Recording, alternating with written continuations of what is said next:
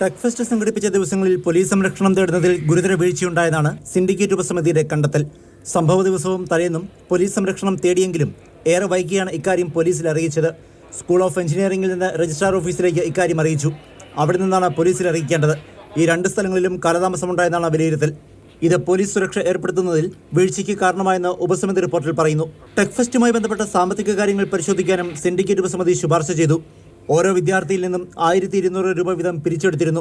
Sponsorship, മറ്റു പിരിവുകൾ ഉണ്ടായോ? കണക്കുകൾ ഓഡിറ്റ് ചെയ്യാൻ സംവിധാനമുണ്ടായിരുന്നോ? എത്ര പണം വിവിധ ഇനങ്ങളിൽ ലഭിച്ചു? എത്ര ചെലവായി? തുടങ്ങിയ സാമ്പത്തിക കാര്യങ്ങളെല്ലാം പരിശോധിക്കാനാണ് നിർദ്ദേശം.